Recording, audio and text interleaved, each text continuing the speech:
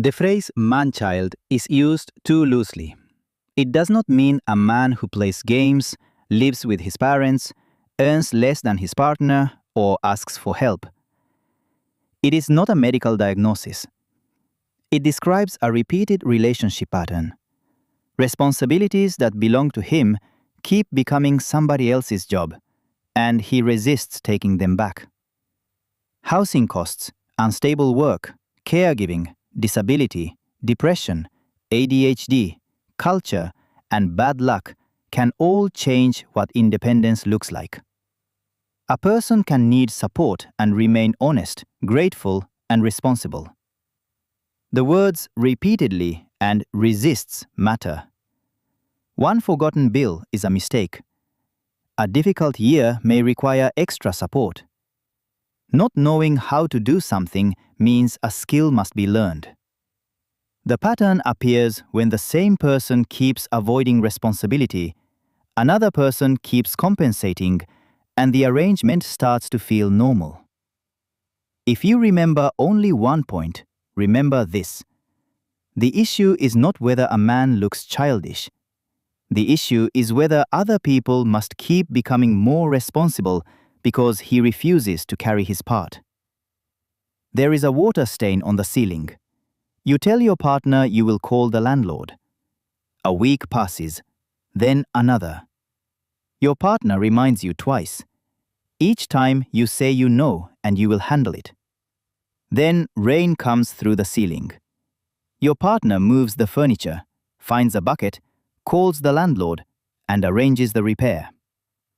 If this happened once, it would be an ordinary mistake.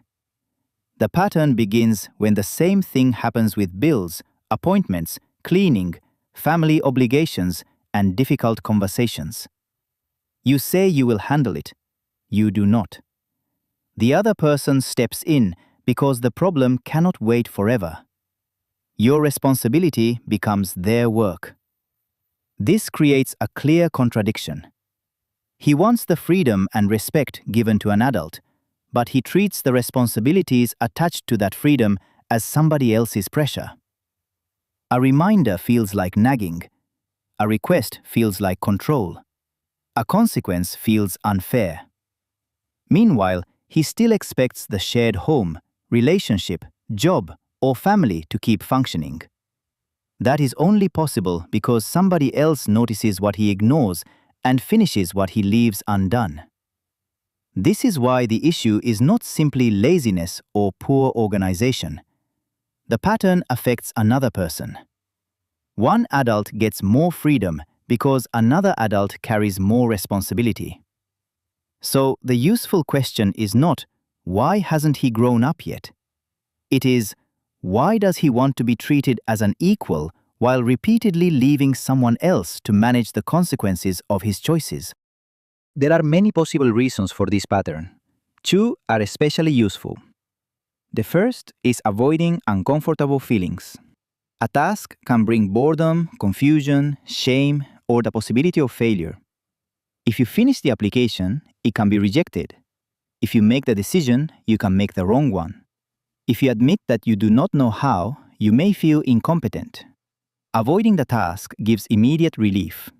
It also protects an excuse. I could have done it. I just never really tried. Psychologists call one version of this self-handicapping. But we should be careful. Not every delay is self-protection. People also delay because they are exhausted, ill, overwhelmed, untrained, or dealing with a task that is genuinely difficult. The second reason is that somebody else keeps solving the problem. When another person reminds you, takes over, and repairs the result, you avoid both the task and most of its consequences. The other person also gets short-term relief because the urgent problem is finally solved. That makes the arrangement easy to repeat.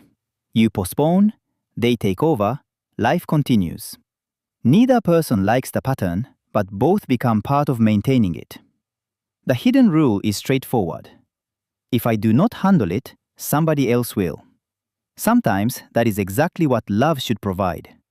People need help during illness, grief, poverty, disability, unemployment, and periods of severe stress. Healthy relationships are not equal every day. At times, one person carries much more because the other person genuinely cannot. Support is discussed.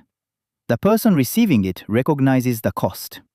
The arrangement can change when circumstances change. Automatic rescue is different. It is assumed mostly one way and has no agreed ending. The person compensating must remember the appointments, check whether the bill was paid, ask again, prepare a backup plan, and then complete the task if nothing happens.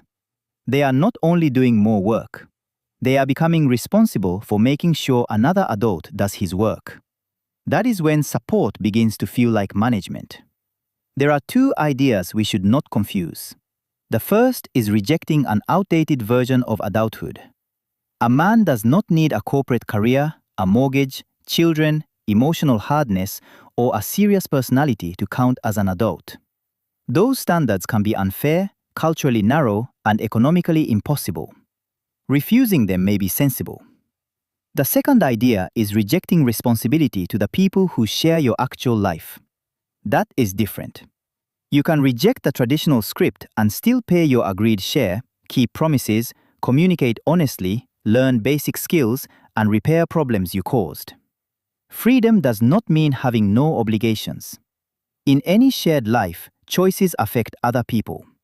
Responsibility means being honest about those effects and carrying the part you agreed to carry. Here is a practical test.